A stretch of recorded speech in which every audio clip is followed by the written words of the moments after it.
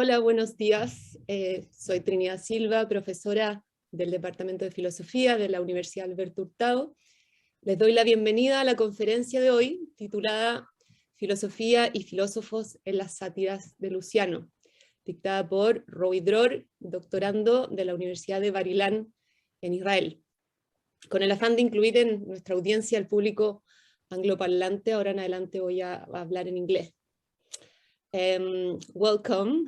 I will now start speaking in English, although in occasions I will be sliding between English and Spanish. I would like to start by officially welcome our main guest, Roee Dror, who will present Philosophy and Philosophers in Lucian's Satires. After Roee, we will have two commentators of Roee's talk. First, Florencia Castro, who will be commenting in English, and then Roberto Sayar, who will be commenting in Spanish. I'll introduce them later. Now let me first introduce our main speaker, Roee Dror. Roee Dror is a PhD candidate in Bar-Ilan University, Israel.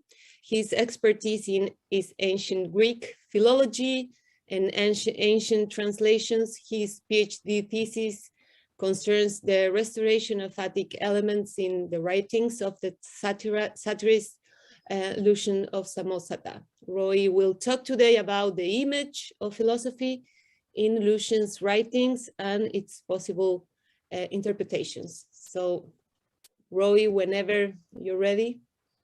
Yes, thank you very much.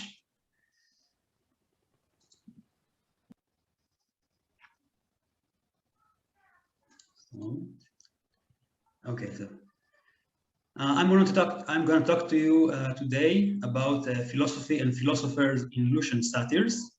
Lucian of Samosata is by all means an enigmatic character. His corpus consists of no less than 80 extant works, and yet we know very little of him. This gap is, just a moment. Yeah.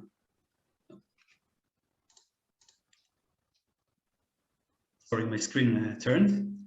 This gap stems partly from the absence of biography that can shed light on his personal life. Scholars have therefore created his portrait on what they could find in his works. I will start by summarizing the main details that are commonly accepted. Lucian came from Samosata, situated in the upper Euphrates in modern-day Turkey. In several cases, he identifies himself as a Syrian and alludes to this fact in several others. In his youth, he received high education and training in oratory and spent most of his adulthood practicing it as a traveling sophist. His absence from the great biographical work, The Lives of the Sophist by Philostratus, might suggest that he was never as famous as other orators known to us from that time. At some point in his life, Lucian gave up oratory for comic writing. The works from this period in his life are those that came down to us. Historical events and people of whom Lucian speaks as contemporaries indicate that he flourished as a satirist during the reign of Marcus Aurelius. Another source of problem is that many details are provided by Lucian not from the position of the narrator, but through personae that play his part in the dialogues. Some of these characters bear names similar to his, such as Lykinos, for example, leaving the reader to ponder its relationship with the author.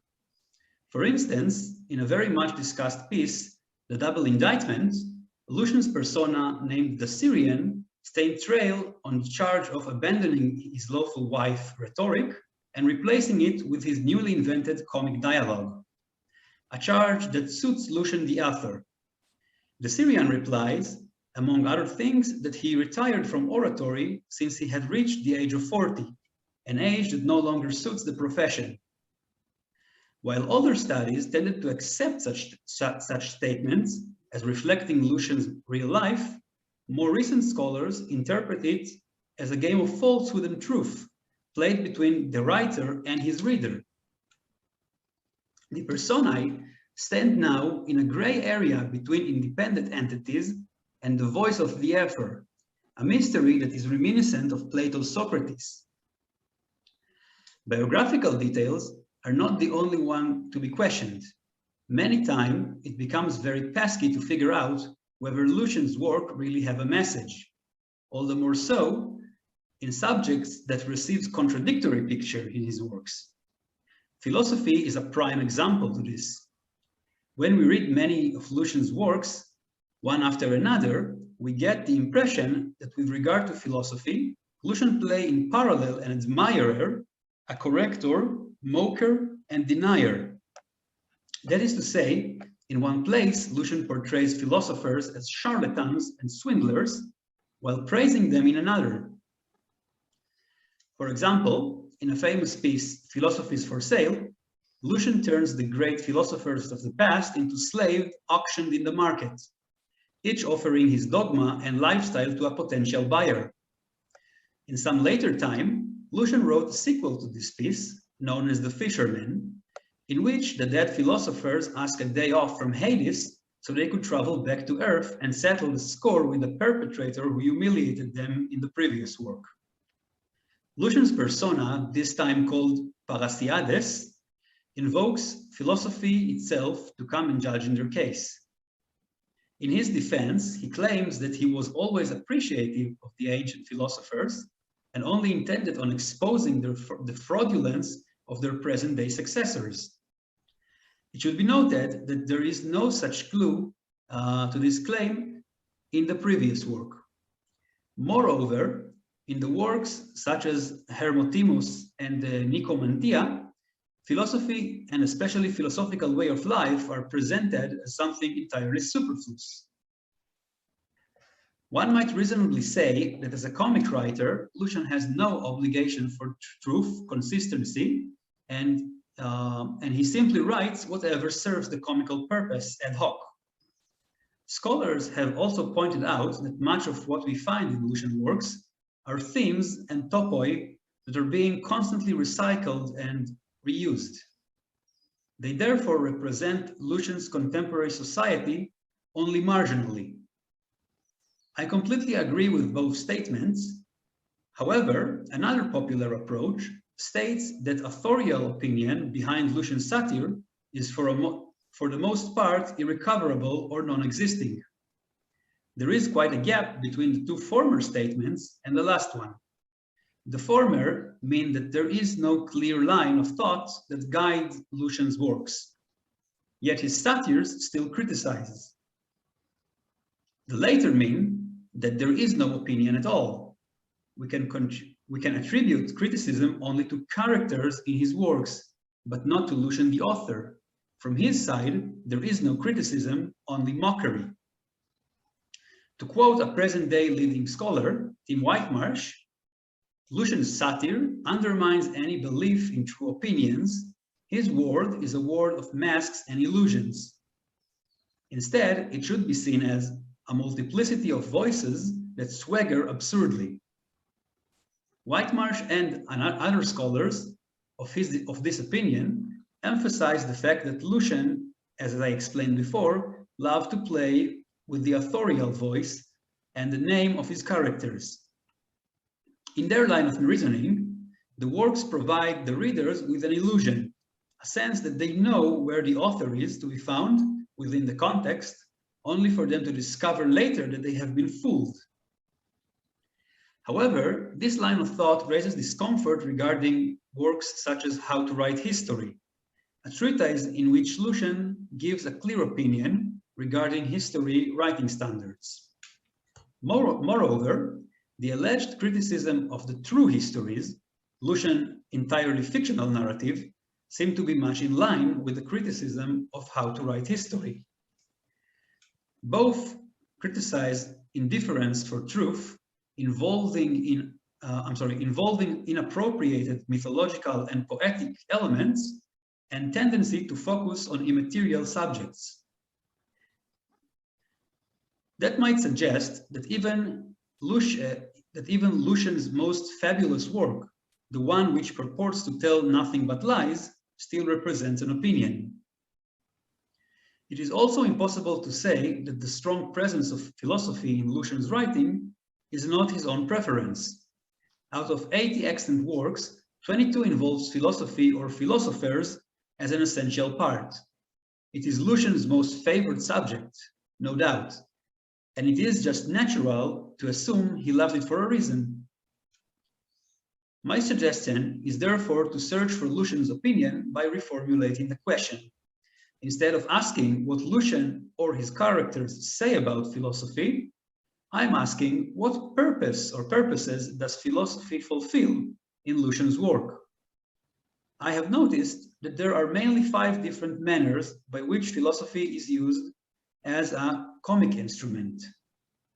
More could arguably be added, but there are 5 mainly categories which I will present now.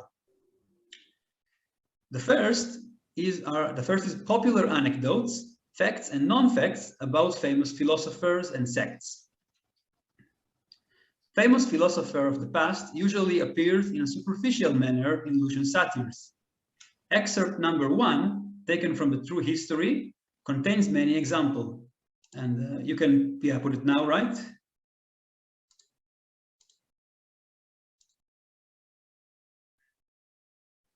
Pythagoras, for example, usually appears with regard to reincarnation, his golden thigh, or food prohibitions, while Empedocles is almost always mentioned with regard to his legendary suicide in the crater of Mount Etna. Lucian's talent manifests itself not by these references, but by arranging the setting in which they will prove to be the most surprising and entertaining.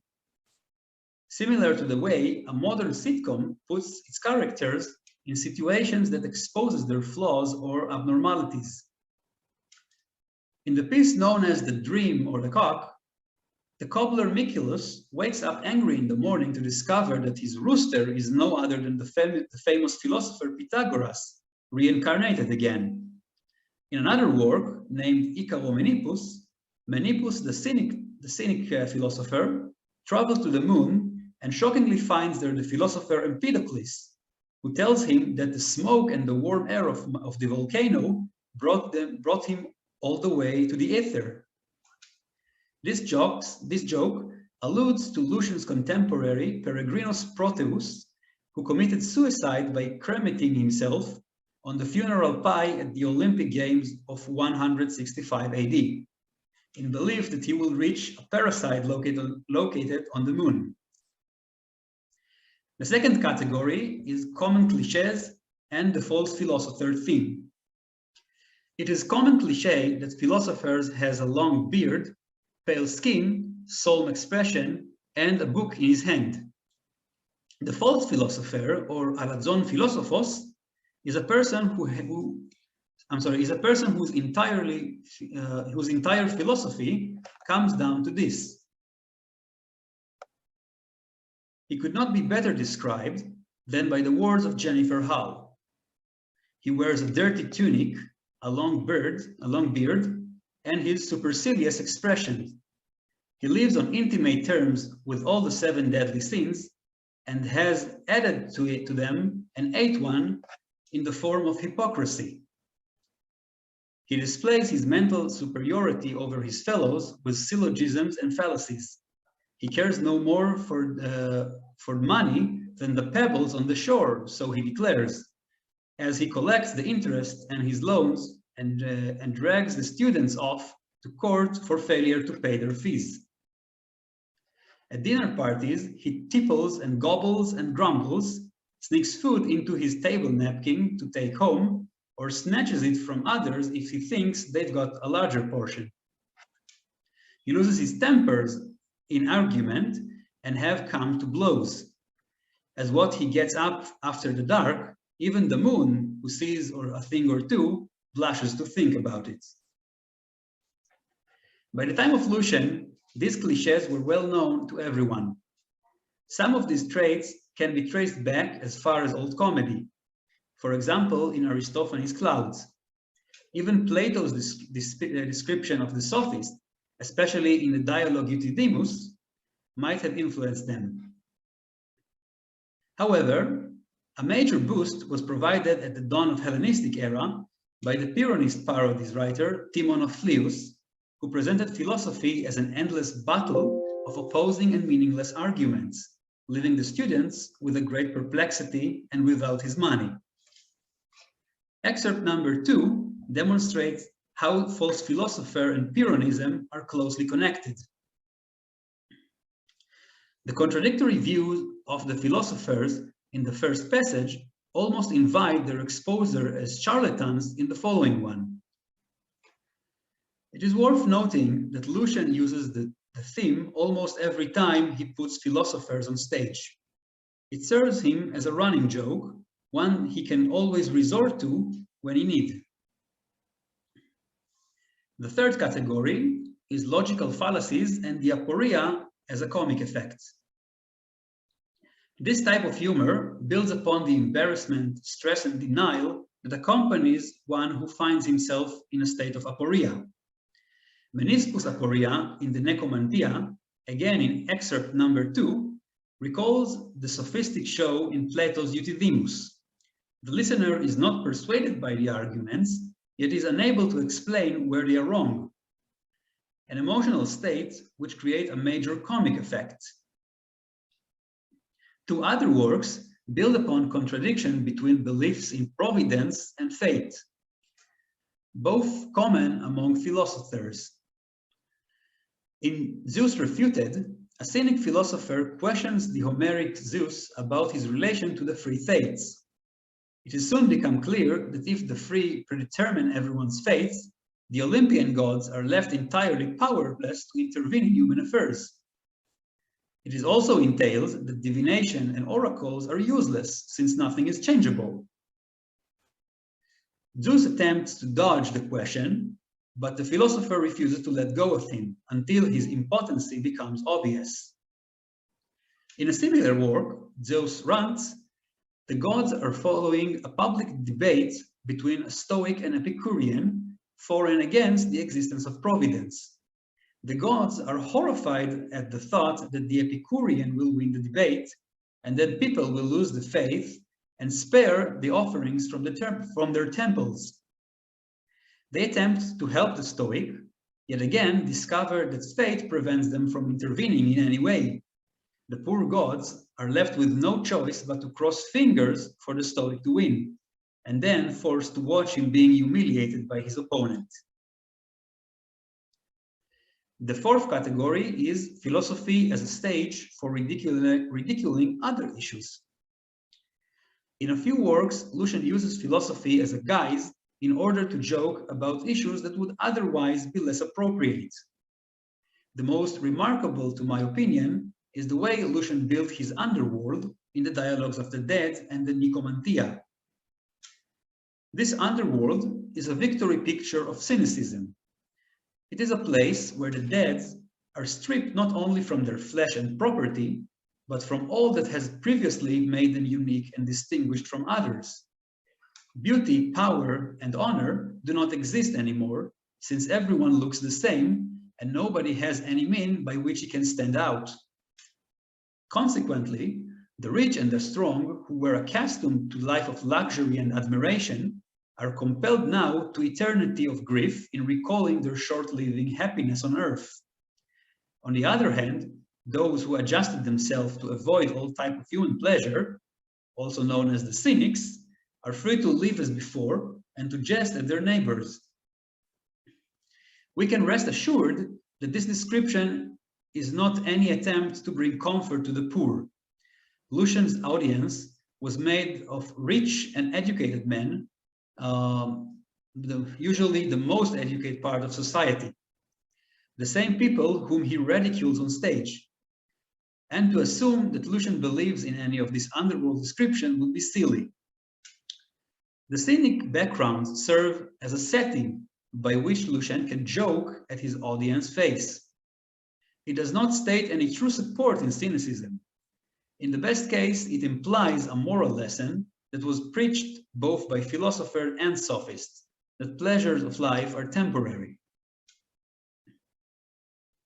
Two other works, The Life of Demonax and The Life of Nigrinus, ostensibly meant to praise two philosophers whom Lucian knew personally. However, a closer look at them raises doubts whether their main purpose is indeed to praise. In the work dedicated to the Platonist philosopher Nigrinus, Lucian puts into the mouth of the philosopher harsh criticism against Roman way of life.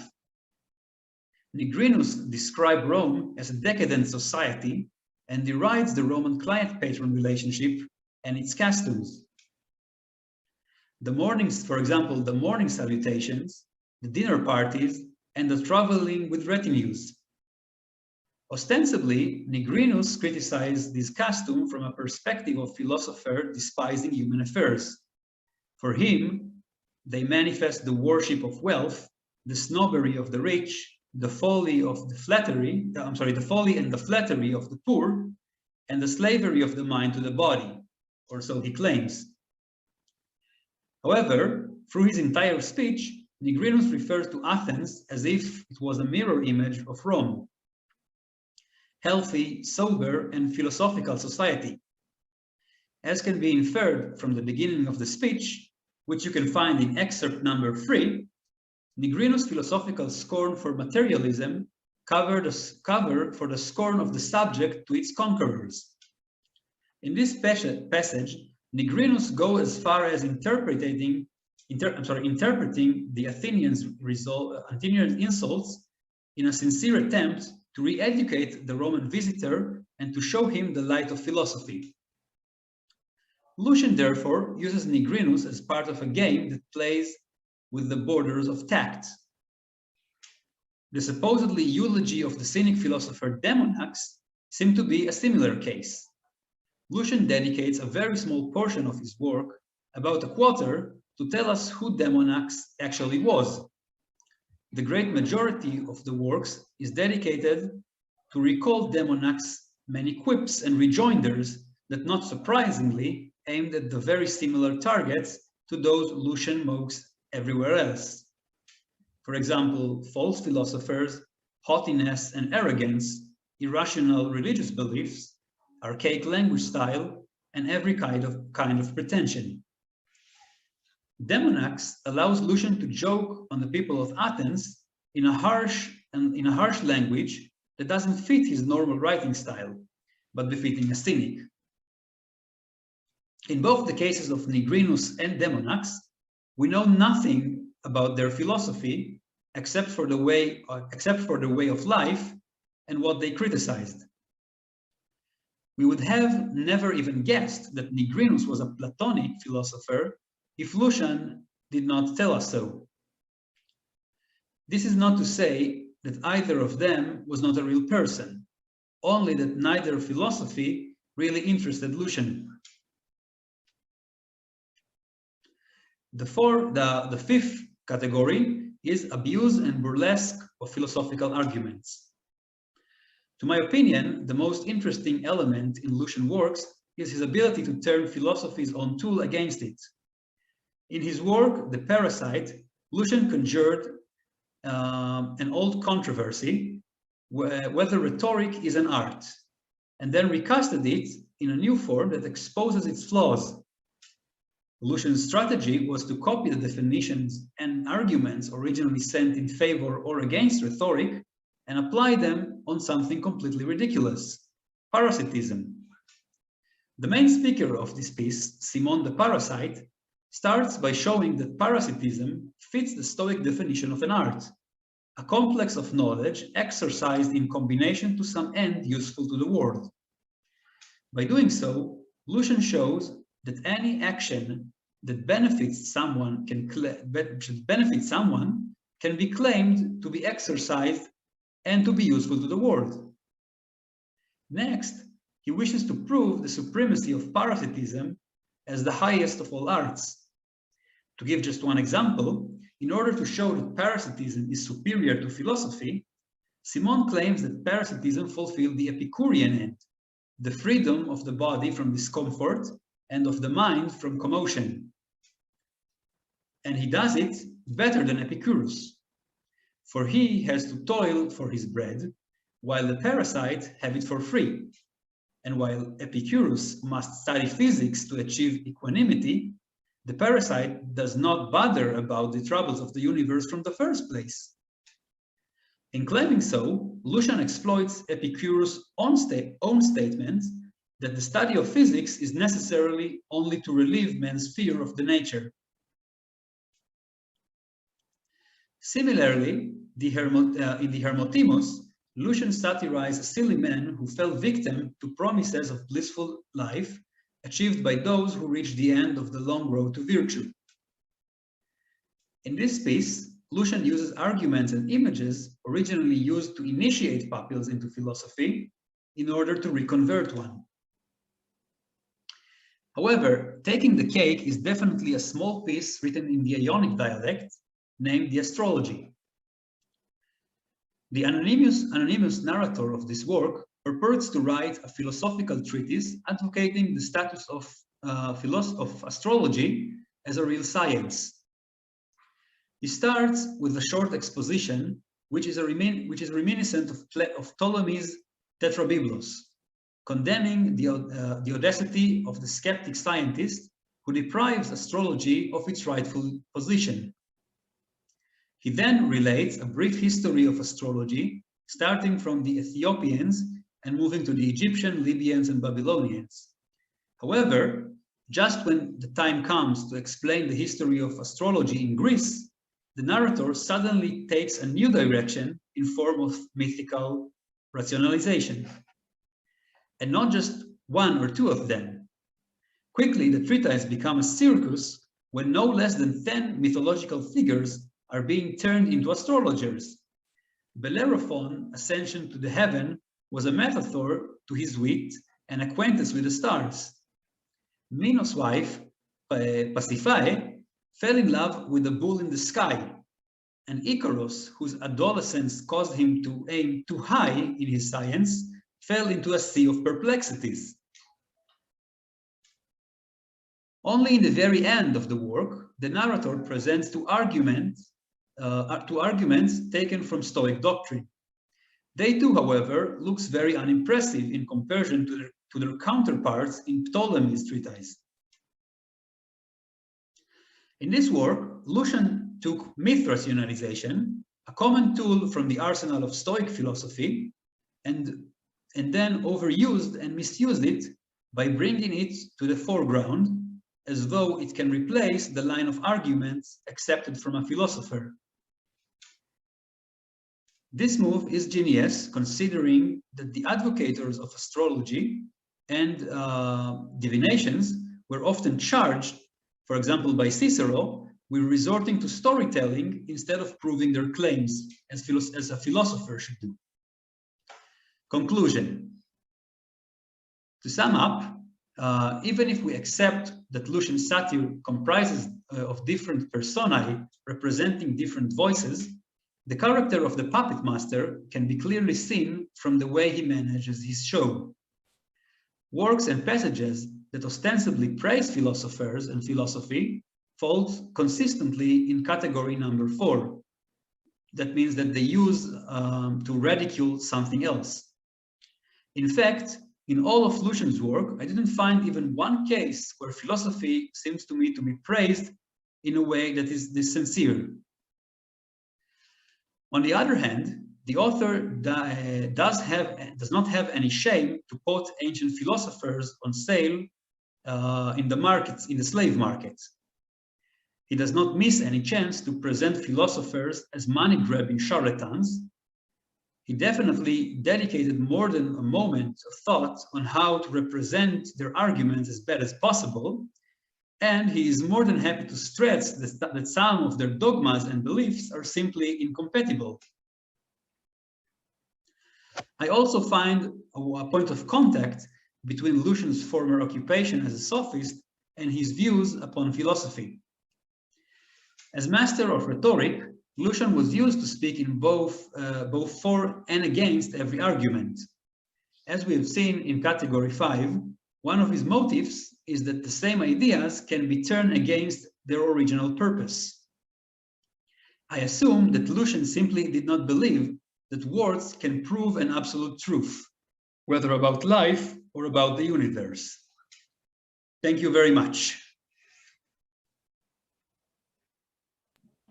Many thanks, Roee, for the talk. That was quite interesting and thought-provoking. I've got questions myself, but first I would like to introduce Florencia, who will be commenting first. Florencia is a first-year PhD student in philosophy at the Universidad Alberto Hurtado. She holds a BA in philosophy at Universidad Nacional de Cuyo in Mendoza, Argentina, and has worked as a research student in numerous research projects in the areas of ancient Greek and Roman philosophy, Hellenistic philosophy, and Latin literature, with special emphasis on Middle and Roman Stoicism. Her doctoral research project focuses on the study of the reception of divinatory practices in Socratic philosophies, along with the study of Greek religion in classical Greek. So, Florencia, you have the word now. Thank you, Tridia. Thank you, Roee. Very nice to be here. Thank you for the opportunity. And I have some comments about the presentation. Well, thank you, Roee, for this fascinating talk about such a prolific and understudied author. I greatly enjoyed your fresh observations, which made me revisit some of the topics and passages of Lucian's Over, which were completely new to me, actually. I think your lecture has brought out what is very unique about Lucian's approach to philosophy, and I'm sure that there will be many questions on your analysis by the rest of the participants, but I myself came to realize that I know very little about Lucian's satires, his agenda, his approach to philosophy. So I hope to make your paper justice and to open up a more general discussion by asking some questions, mainly out of ignorance on 4 specific topics. First of all, I would like to bring attention to the different Lucianic reactions, so to say, that you enumerate in regards with philosophy. That is admiration, correction, mock, and denial. Now, as I started reading some fragments of Lucian, I came across the question whether the real issue is not philosophy in itself, rather the men, the practitioners of philosophy, or those who claim to be philosophers. So I took the liberty of selecting a few examples to better illustrate this, without, of course, ignoring the irony behind them. These are 4 examples. The first one is in the wisdom of Nigrinus 6. Here, for instance, the converse speaker claims to be, quote, enraptured and drunk with the wine of Nigrinus' speech, and the other speaker responds that it isn't drunkenness, umethiein, rather it is sobriety, nephein, and temperance, sophronein. Second example, in the Hermotimus 14, we find a quite interesting example. Here, the Laecinus persona asks Hermotimus, quote, if there is one way only to philosophy, the one that Stoics follow. And he adds, quote, I have heard that there are many other schools as well. Is that right? To this, Hermotimus answers, very many. The Peripatetics, Epicureans, those who take Plato as their patron, others also the devotees of Diogenes and Antisthenes, Pythagoreans, and more besides. After this, Laecinus and Hermotimus agree that there are many, and they can't all be true if their systems are different. And Laecinus finally asks, quote, when you first set out to study philosophy, many doors were open to you. You passed by the others and came to the Stoic door. Now, what was your reason for it? What at the time made you certain? And I have 2 other examples. In Hermotimus 16, Laecinus then places a question again. How is it possible right at the beginning to distinguish the best, the true philosophy that one must choose in order to leave aside the others? And finally, in the Dead Come to Life for the Fisherman, 15, a very comic dialogue where the dead ancient philosophers come to life, as you explained. Parciades, Lucian's persona, who claims to admire philosophy, stands in trial before philosophy with capital P, at least in the translation of Loew. It is also curious that it is a character of philosophy that criticizes explicitly the imposters, the cheats, goetas andras, and I quote, careful, perhaps his abuse, pareciades, abuse, was not directed against philosophy, but against imposters who do much that is vile in our name. This is, of course, indirect, I see it in direct relation with the topic of the false philosopher. So that would be my first question. Secondly, where you list statements about Lucian's authorial opinion, I agree with your points that we should go beyond this simplistic view that Lucian has no real philosophical interest at all. And he's just following this, let's just say, trend of the second sophistic that subordinates philosophy to rhetoric. Nevertheless, I'm not sure that I quite follow your differentiation between criticizing and mocking. And I was wondering if you could maybe elaborate a bit more about that topic, which I found very interesting. Thirdly, I have noticed that you have perhaps very superficially touched on the issue or the role of riddles, enigma, in respect to the philosophical discussion, where you speak about the ridiculization of the Stoics' arguments. It would appear that the effect of the riddles is to open this door to an exercise of interpretation and discussion, and therefore this could result in the production of many more logoi or opinions and philosophers. This would show the obscure or unintelligible aspect of the philosopher's words. The wisdom of Nigrinus begins with a puzzle, which triggers the narration, which reminds me of any dialogue that has Socrates as an interlocutor. And Demonax is also full of riddles, where he always has the last word. So I would like to hear how you feel about this philosophical use of riddles and puzzles in Lucian, or if you think there is none, why? And finally, my last question, I personally find that Lucian presents a strong aversion against the Stoics, but he seems to sometimes get a bit closer to cynicism and especially skepticism.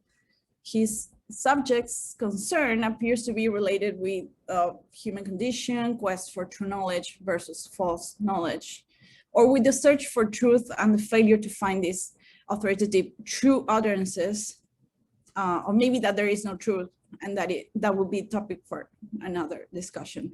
So my last question is more a question out of curiosity about this very controversial topic. And I would also like to extend this question to our other Lucian specialist, Roberto, as well, along with the other questions. Of course, if he thinks there is one. The question is, what kind of philosophy do you think conveys Lucian's thought? And that would be all. Thank you. Many thanks, Florencia. That was quite interesting. I'm sure we'll have a nice discussion after Roberto presents. So now I'm gonna introduce Roberto. Just Roberto Jesus Sayar holds a bachelor degree in letters and the teaching of literature with a focus on classics in middle and higher education at the Faculty of Philosophy and Letters of Universidad de Buenos Aires. He's currently finishing a master's degree in comparative literature at the Universidad Nacional de La Plata. He has published chapters of books, translations, among them Lucian's True Histories, and several articles on topics of his specialty, namely biblical interpretation in the series of texts of the Maccabees and the relationship between classical culture and Japanese literature. So, Roberto, you have the word now. Muchísimas gracias, Trinidad. Muchísimas gracias a todos por la oportunidad. Muchísimas gracias a Roee por la interesantísima conferencia. Bien, paso a aclarar lo que aclaré en el ámbito privado, hacerlo poco público. Yo soy, como bien dijo Trinidad, filólogo antes que filósofo, por lo cual mis preguntas van a estar orientadas hacia ese lado. más que nada orientado también por mi lectura y mi traducción de los relatos verdaderos de Luciano, que justamente el trozo que analizó Roee, la demostración de los filósofos en el otro mundo, en el ilicio, justamente fue una de las partes que traduje yo. ¿Sí? La traducción que tenemos de Luciano, de las historias verdaderas, la hicimos con una colega de la Universidad de Buenos Aires, Mariana Franco San Román, a quien, si nos está mirando, le mando mis saludos. La situación es la siguiente: me interesó muchísimo las 5 categorías que presentó Roee, sobre todo porque creo que lo más importante, y quisiera profundizar en esta situación, es toda esta cuestión de las anécdotas populares, ¿sí?, que presenta Luciano para demostrar una suerte de conocimiento común acerca de la filosofía, por lo menos para acercarse a su audiencia letrada, ¿sí?, sobre todo con estas cuestiones de por dónde podemos encarar la broma o la ironía o el mockery, que me uno a la pregunta de Florencia, entre la diferencia, por favor, entre la critic y el mockery. Más que nada porque, por ejemplo, hay ciertas corrientes filosóficas en las cuales él se centra en el sentido negativo, es decir, apunta todos sus dardos hacia estas corrientes. Pienso, por ejemplo, en determinadas características de los académicos, en determinadas características del propio Pitágoras, etcétera, etcétera. Y, por ejemplo, deja, como dijo Roee al final, a los estoicos en un estadio un tanto superior. Tampoco para alabarlos, pero evidentemente sí están subiendo la colina de la virtud, es porque claramente hay otro tipo de burla allí. Quisiera, si podrías profundizar en eso. La segunda situación tiene que ver justamente con cuando hablas al principio de el desdoblamiento, ¿sí?, de Luciano en su persona, en su personaje narrador, en su personaje narrativo. Me interesa mucho pensarlo también en cómo se construye la ficción a través de una realidad posible, en tanto y en cuanto, creo yo, que Luciano lo que hace es presentarse a sí mismo en relatos verdaderos como personaje, justamente como una marca de verosimilitud. Es decir, ustedes están viendo que yo soy parte de la comunidad de ustedes, estoy presentando estos relatos de un viaje que he realizado, por lo tanto, si yo soy verdadero, mi discurso también lo es. Ahora bien, claramente es un sofista, por lo cual, ¿qué tanto podemos entender la realidad del personaje Luciano en un discurso histórico que está fuertemente pregnado por la oposición a las narrativas herodoteas, en donde está el mito, en donde está la falsedad, en donde está la duda acerca de la fuente que tiene Heródoto, que evidentemente Luciano nos está diciendo, bueno, no pueden dudar de mi fuente, puesto que la fuente soy yo.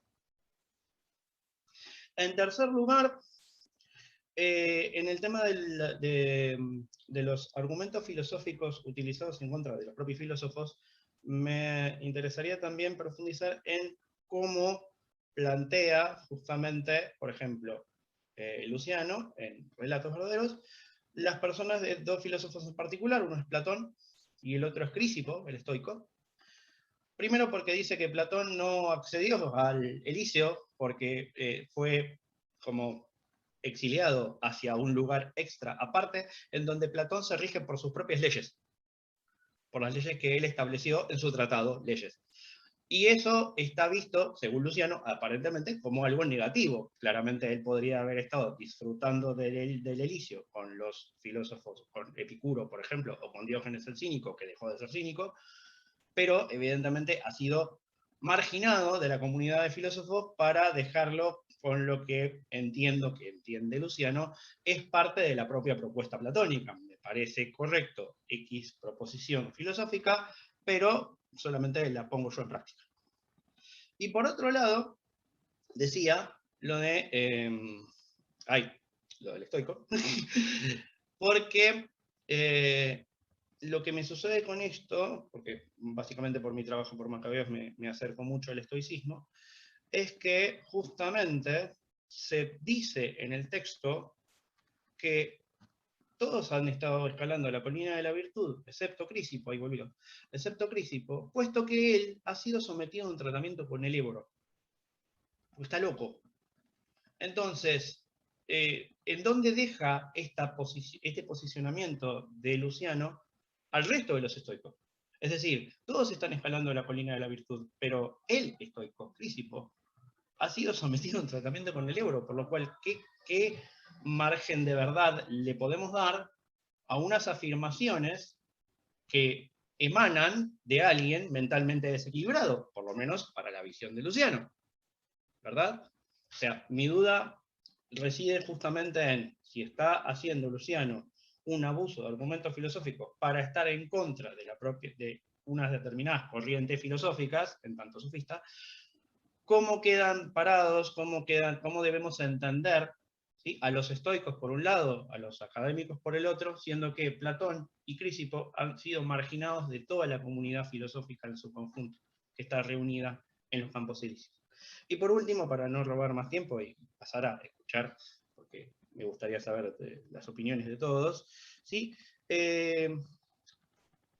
Me puse a pensar sobre todo en esta cuestión de que puede haber un solo camino a la filosofía, en tanto que debemos dejar de lado las falacias, porque las falacias terminan siendo un argumento cómico. Entonces, si las falacias terminan siendo un argumento cómico, si no entendí mal la postura de Roee, ¿cómo podemos comprender y avanzar en una especie de superación de la filosofía, o por lo menos de las escuelas filosóficas, ¿sí?, a las que Luciano tiene acceso, teniendo en cuenta que, por lo que él mismo dice, parece ser que todos están siendo ridiculizados, salvo él mismo, que está haciendo la selección de corrientes filosóficas, ¿sí?, que están en el edificio? ¿En qué lugar se pone Luciano a sí mismo? En función de esto, entonces, ¿cómo debemos interpretar la historia? Si la historia está llena de falacias al mismo tiempo, la historia, no solamente los relatos verdaderos, sino la historia, de cómo escribir historia, está llena de falacias, de puntos ciegos, ¿sí?, y de caminos sin salida, etcétera, etcétera, etcétera, etcétera, ¿cómo podemos interpretar a Luciano mismo, el personaje de Luciano, si querés, como un historiador? Recalco las comillas, ¿no? Creo que eso es todo, si no me podría extender muchísimo más. Nada, espero que sean fructíferas las dudas y estoy abierto también al debate. Espero también conocer qué opinan ustedes acerca de esto. Excellent, thank you. Thank you, Roberto. Thank you, Florencia. Maybe Roee, I saw you like taking notes. So maybe you want to address Florencia's questions or comments or observations first, and then Roberto's, or maybe you want to mix them. Do as you wish. After this, I will make some questions and from the audience and myself. So I can't address Roberto's question because I don't understand Spanish, but I will try my best to answer Florencia's. So first of all, I will answer what I think is the easiest question. What is the difference between mockery and criticism? So the difference is that in mockery, I just put you on stage dressed as a clown. In criticism, I really stress that there is something wrong in you that should be corrected. That's the difference. If I follow Tim Whitemarsh's reasoning, then no, there is no criticism, there is just mockery. There is just trying to make things look absurd. And this is if you ask me, this is a very low kind of comedy, one that only mocks.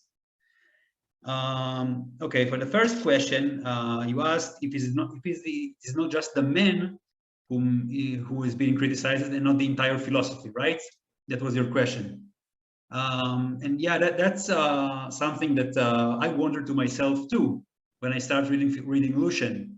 And I even think that that's what Lucian wants you to think at some point in some of his works. Maybe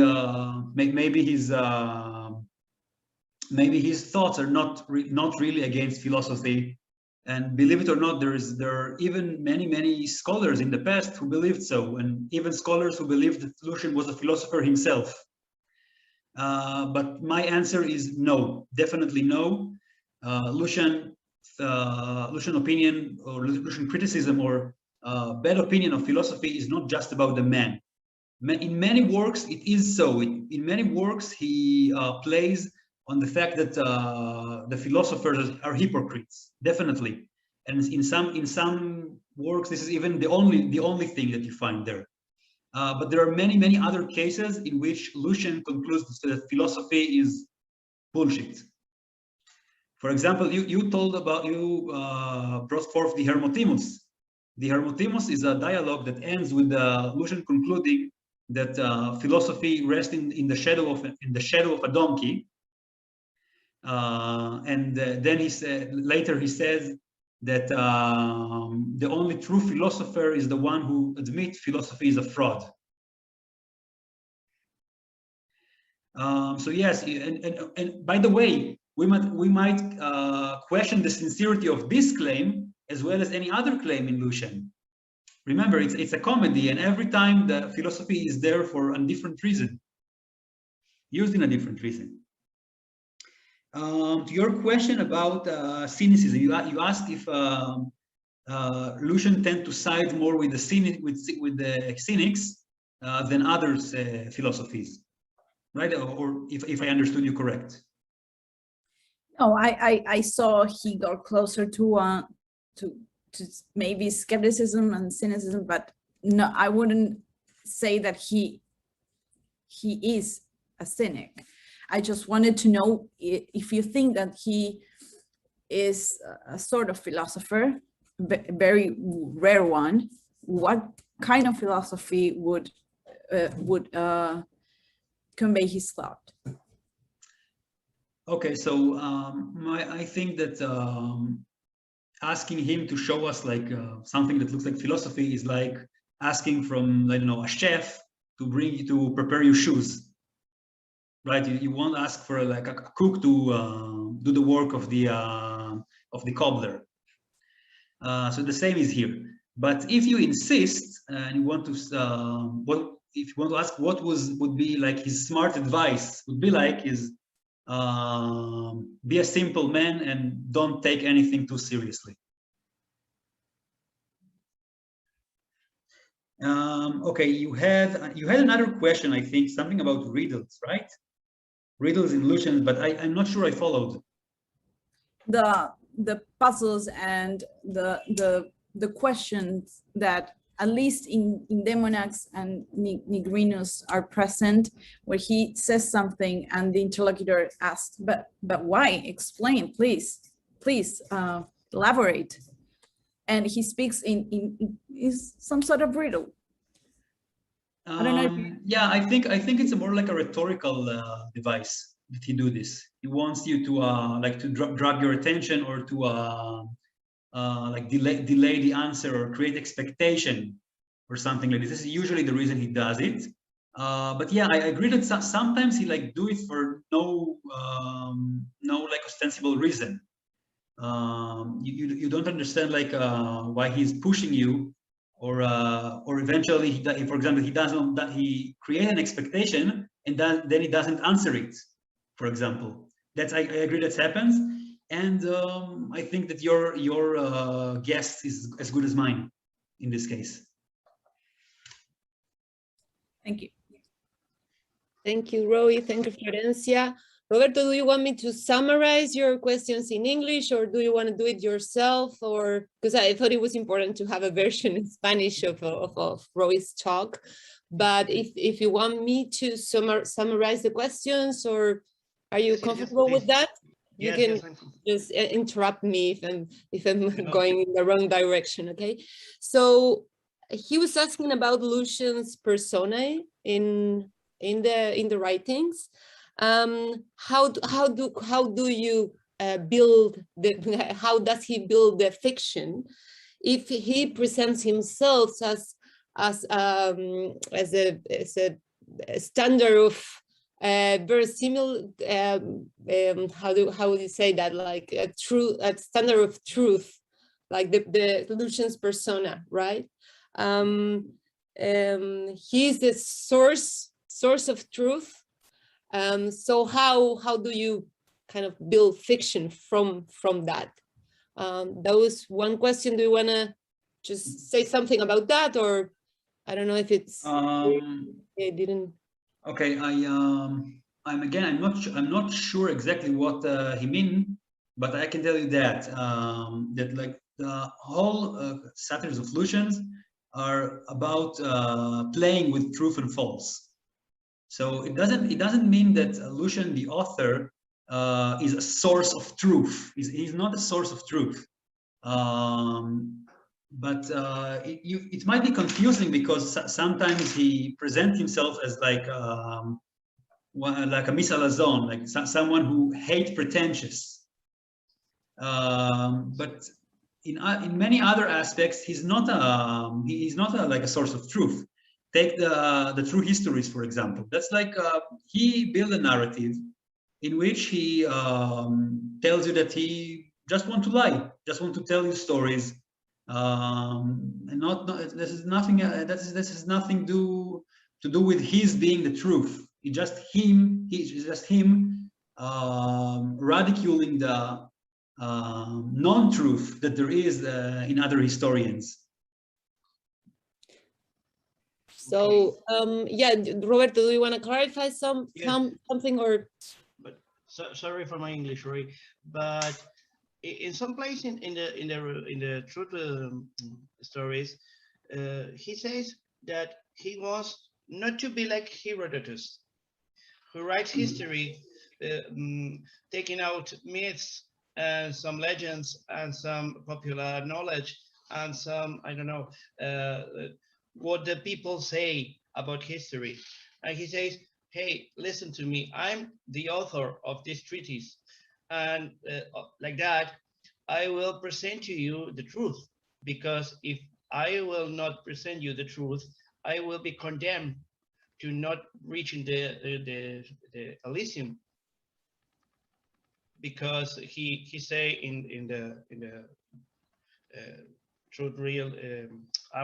truthful stories that the people who doesn't say the truth, the liars, will be condemned in the afterlife.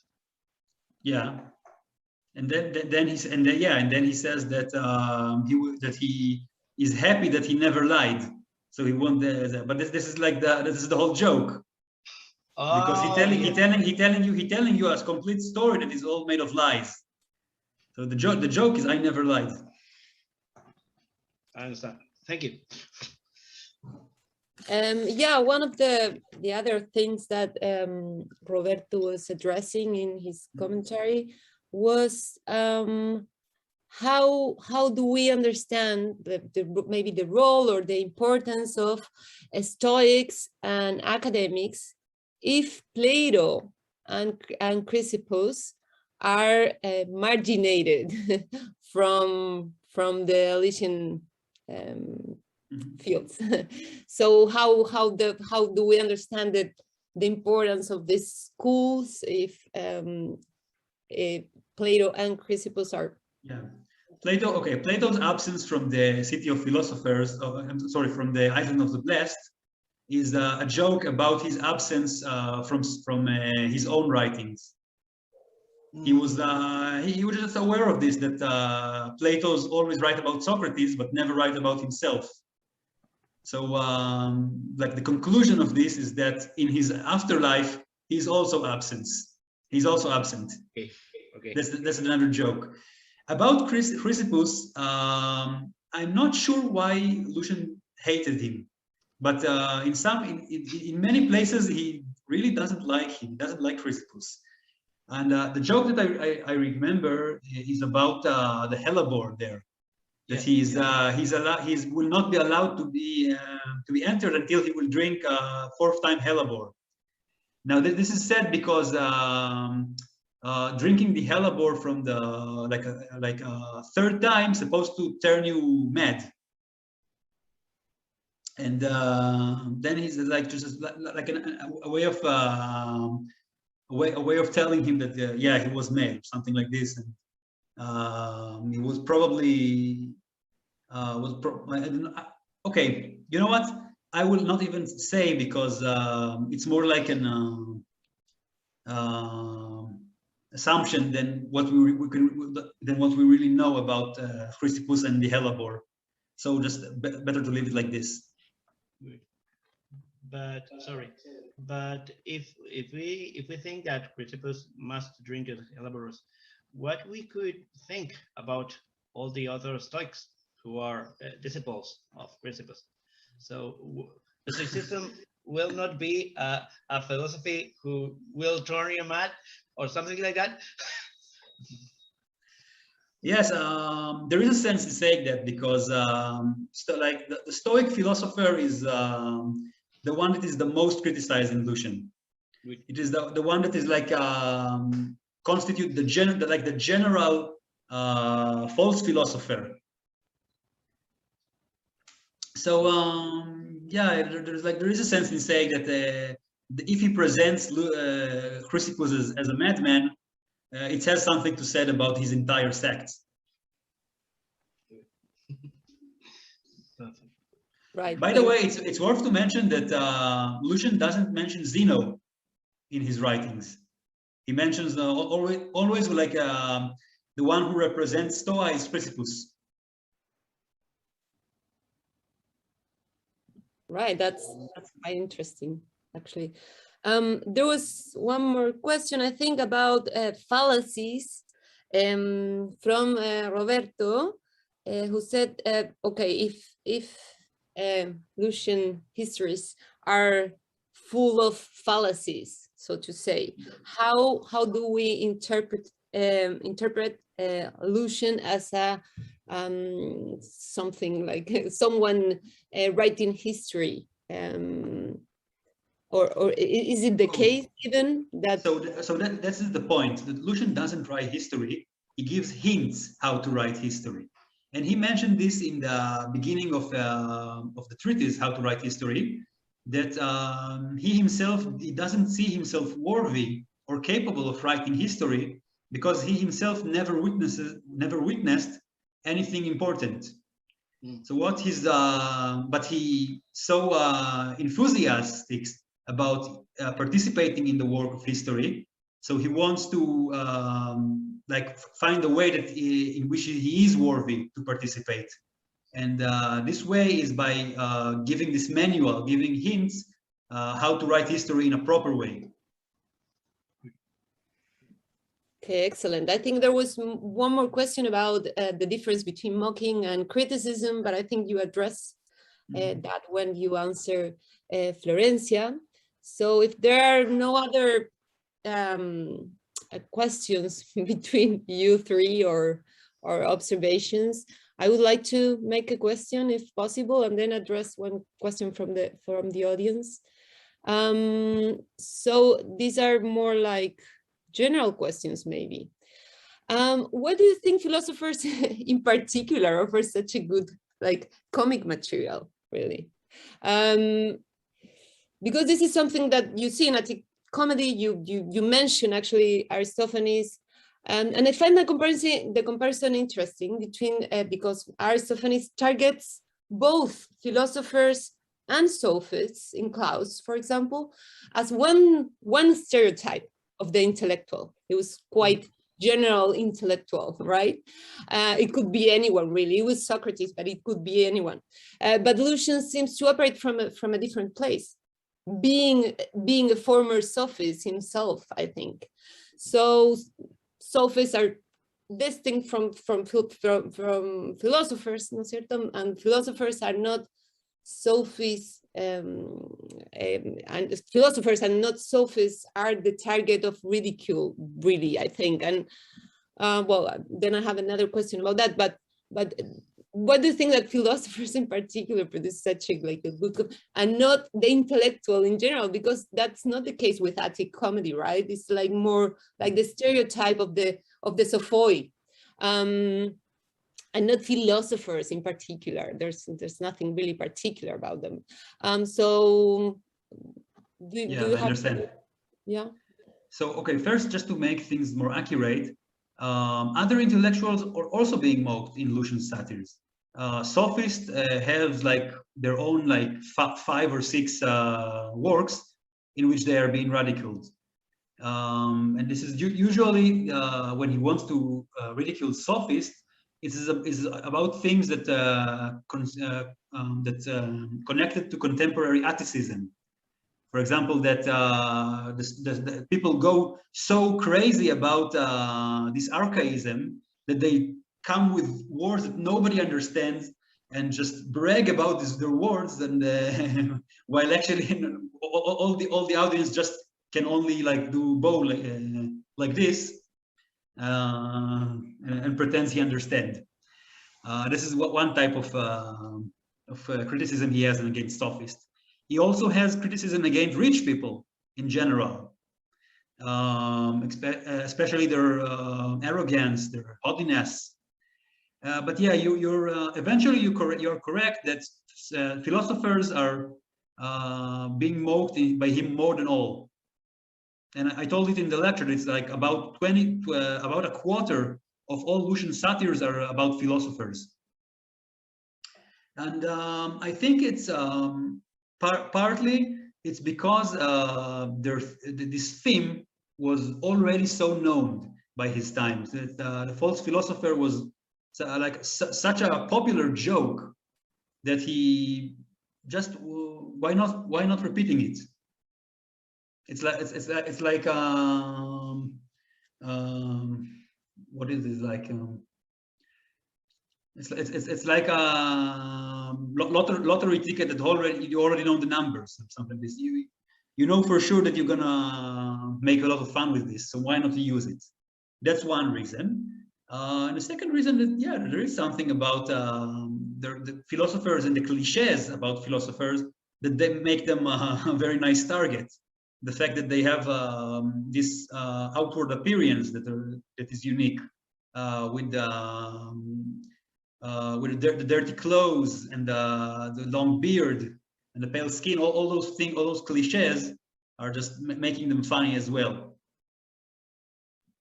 Yeah, thank you for that. Yeah, and another thing, of course, that is, I think that eventually that's the point of my argument. That eventually he didn't like philosophy. He thought that all those arguments are misleading people. This is just people pretending to know what they can't really know for certain, and being very arrogant about it. So that's another reason. Right, but he took it seriously somehow, I think. I mean, there are a lot of details. He seems quite informed. Do you think this has to do with his audience, that it was like an educated audience, so he needed to be informed, or in a way he was interested in philosophy anyways, even if he didn't engage with any philosophy or philosopher in particular, he was quite like into it in order to be critic or to mock them. Because I was thinking, like, on a contemporary example, have you seen Monty Python football, the philosopher football, Greece versus Germany? I imagine everyone has watched that. It's excellent. It's such a good work, like comic work. But those guys, the Monty Python, were quite educated, and I studied in Cambridge or Oxford or whatever. So I was thinking about Lucian as a serious student of philosophy in a way, even if he didn't like them, just to hate them.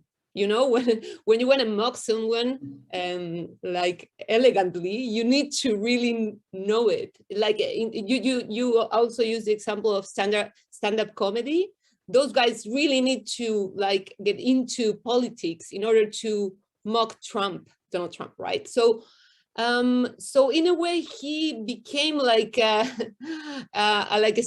quite a serious student of philosophy. I mean, that's what I want to say. And in the writings you can see that he was quite informed, because the mocking, the jokes are so funny for someone who has studied philosophy as ourselves, right? So I really I was laughing out loud. So yeah, that's what I wanted to say. He's quite like, I don't know if it has to do with the comic effect and the audience in order to be like successful in his comic effect, or he was like maybe more engaged than what he seems to be. I don't know. Okay, this is a mystery. Yeah, we don't know what exactly he learned. We know that he was, when he was educated, it was oratory that he learned. And of course, you know that in the Hellenistic age, people who are going for educations, they're learning many stuffs. So you start in like a basic school, learning to read and write, and then the next stage is to learn to learn a lot of literature from all kinds of, and you learn start with Homer, then you goes to like Plato, philosophy, and then tragedy, and then you read history. So you learn all those kind of things that many of those comments he made that you're talking about are definitely something that stay with him from his youth, from younger age. We don't know if he learned philosophy. We simply don't know. There is no real clue for this in his works that we can say. But of course, as I said in the lecture, he couldn't come with something in this level if he didn't know it at all. If you remember, there was this type of argument he makes in The Parasite, where Simon the Parasite says that parasitism do better than Epicureans what Epicureans try to do, and he says there that you spend your time learning physics to be free of your fears, but we don't even need this because we don't fear from the first place. So he could not say that unless he knew that Epicurus, writing in his Tetrapharmacon, that the study of physics is meant to overcome fear. So he had to be aware at some point or another about those facts.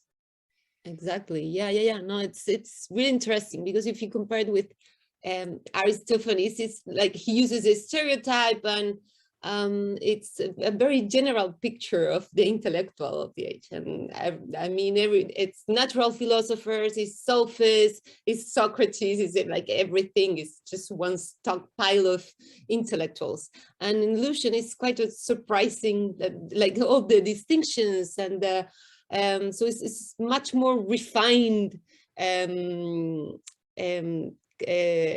picture of intellectuals. I think it's quite interesting. Yeah. I think we have one more question from the audience, and I think that's probably the last question. If you guys have any further question, you can add it after this. It's from Rodrigo, actually. He says that he thinks it is interesting.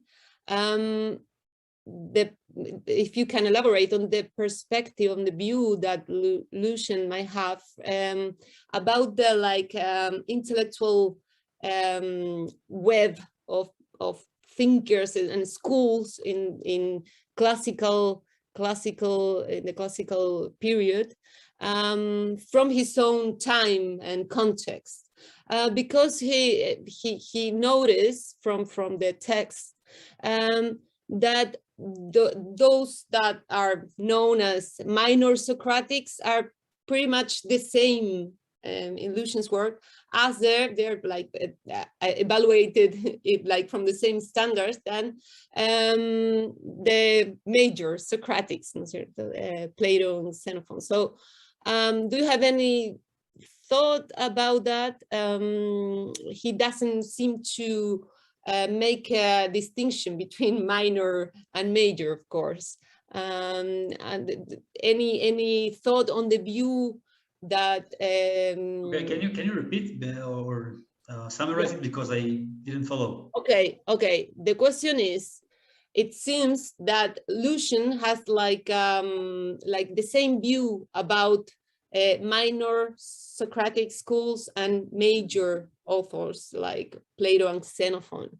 So he is interested in your view about Lucian's reception of these schools and the classical philosophers and intellectuals from the classical period, especially regarding the distinction or non-distinction between minor Socratics and major Socratics.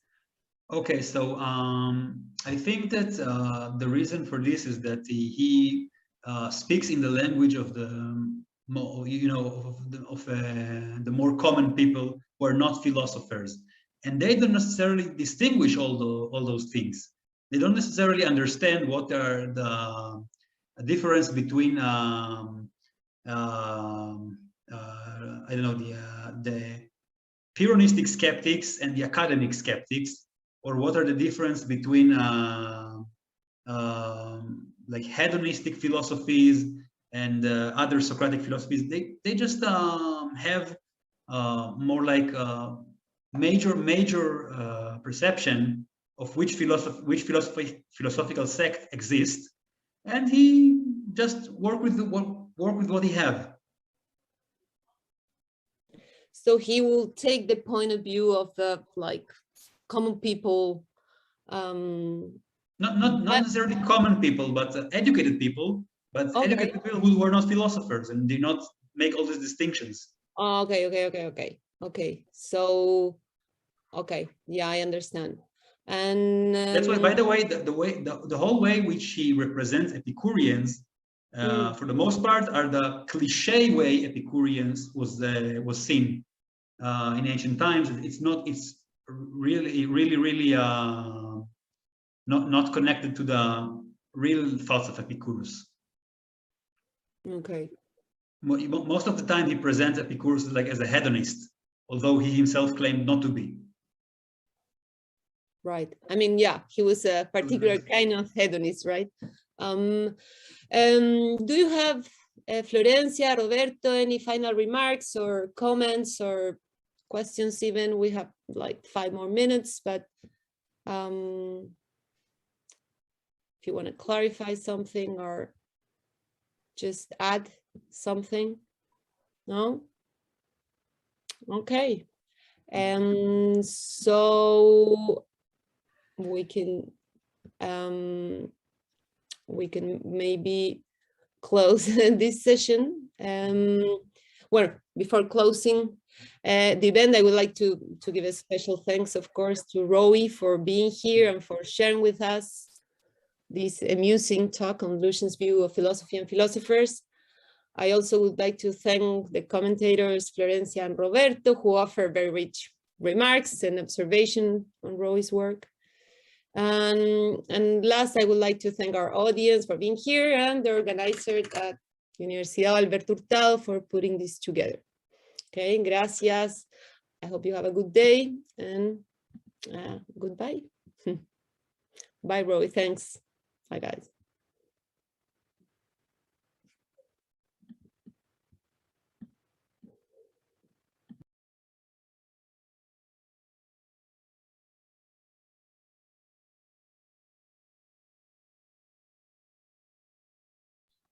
Un placer, Florencia.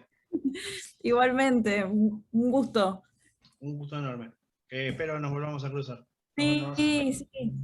Chao, chao. Adiós.